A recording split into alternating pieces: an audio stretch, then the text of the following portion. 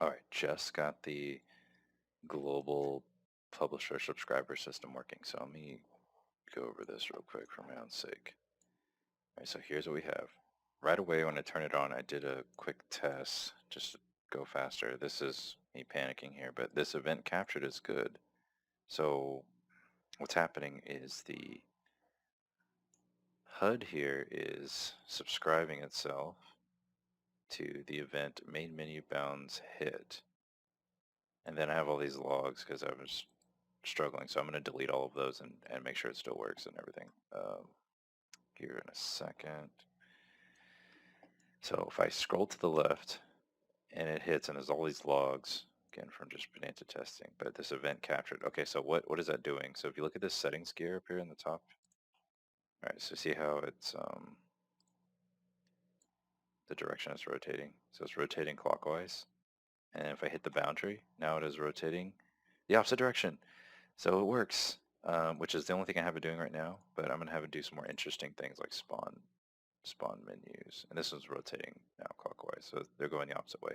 So like little tiny touches like that, that's why I wanted the pub subsystem, so I could have arbitrary things kind of subscribe to different events and then behave differently. And I didn't want there to be references hard connecting things all over. So that works.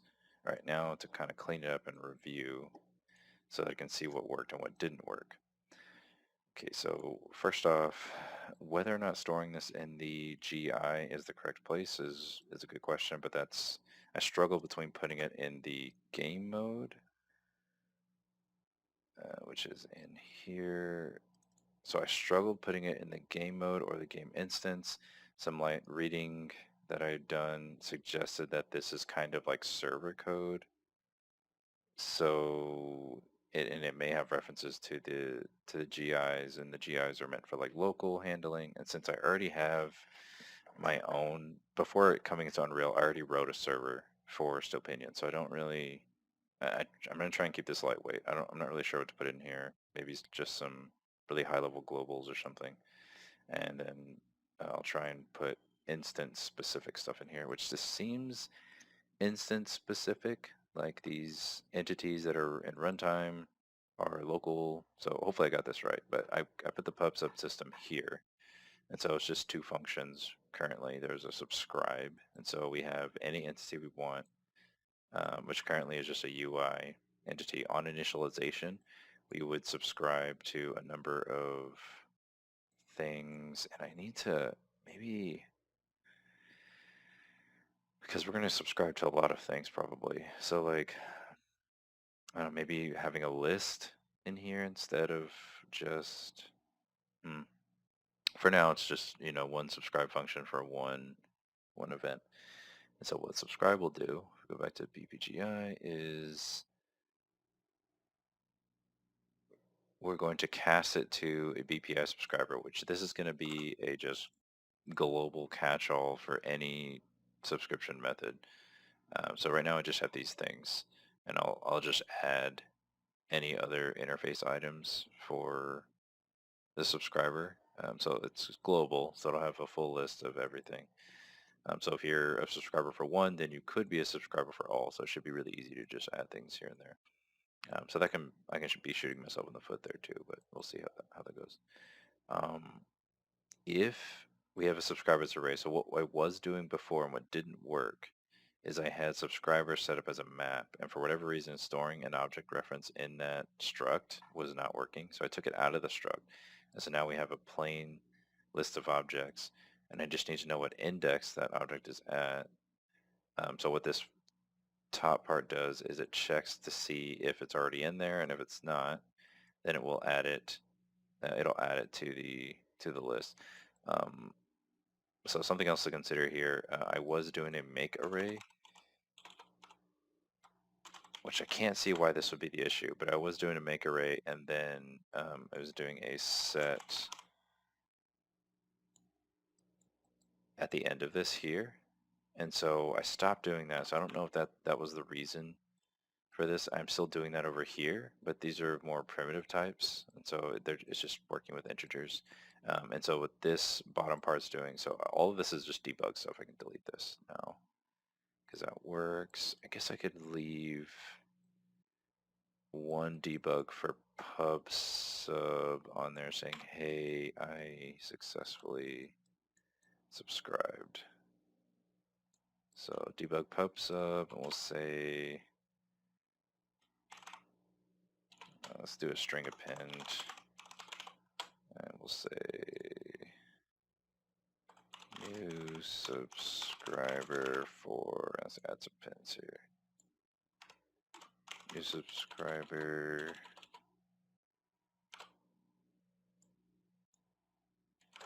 for event. Okay, so we're going to grab the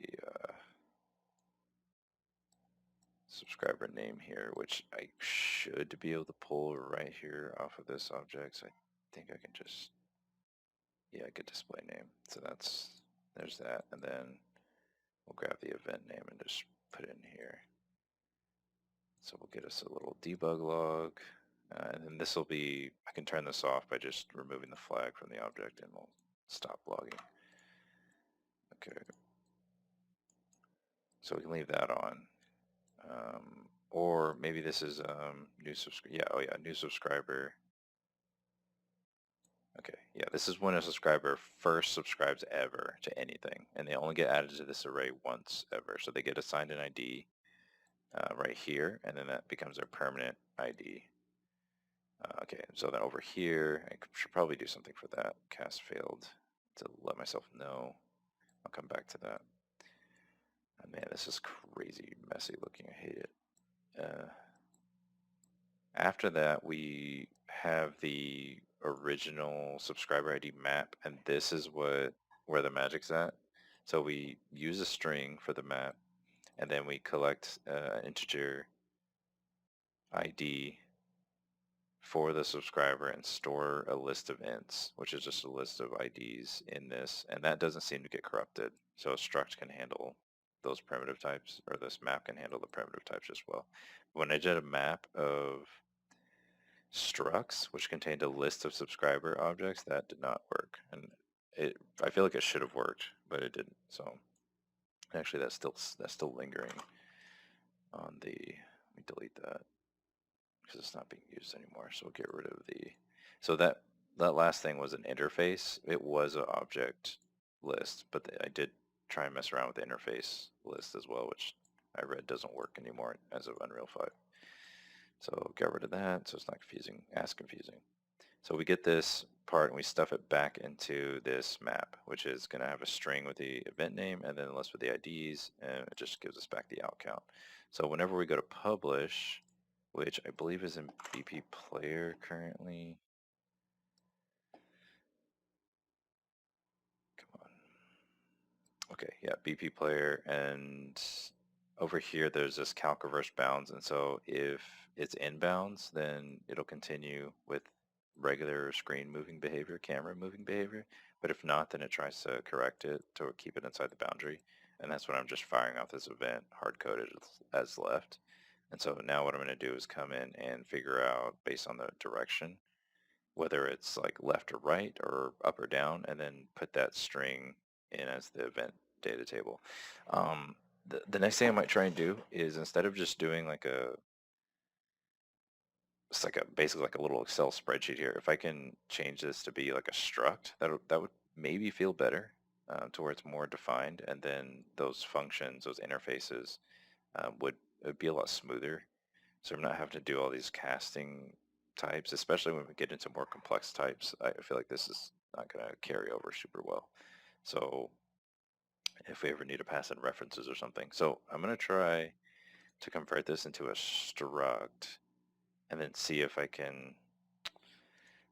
The only thing is I'm not sure about casting structs in blueprints, and so that's where I'm not sure yet. So this might not pan out, and we'll see. I also thought of, if this becomes a real issue and I need to pass in like references or something funky, I could do something similar where we have the IDs being passed in, and then it's like a global reference. I mean, it just gets messy, but I think I could work around it, or just have distinct publish methods. So instead of just one generic publish, we have like more distinct ones that are for specific subscription events. So that's another possibility where if there's just a really difficult input contract, then we'll just go back to having more than one publish method that can take a very specific contract. So yeah, that's basically it. I can get rid of this. We don't need that log anymore. So we have our publisher here, BP player. And then we have, and so what's cool about this is now if I wanted to, let's see if I, how do you do this? Asset actions, export, migrate. Look at all this. I don't know why do you want all this when I'm trying to export you out?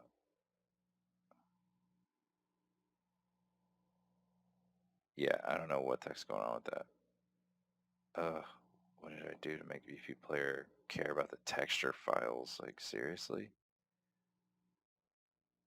I don't know what I did to make it care about texture files. That's confusing. I was gonna try and show off and be like, hey, look, I barely pulls any resources out, and yeah, that did not go over as well. But it should not have a reference to the, what is this, the HUD, which is what I'm anticipating. And not having, yeah, I don't see it in there.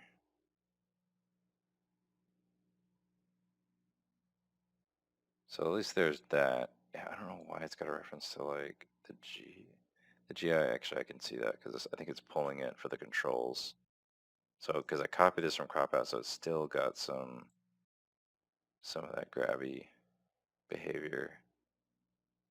So I can see it wanting the GI still because I am pulling that in, but you can see that it is not pulling in the HUD, which is great. So that it's decoupled.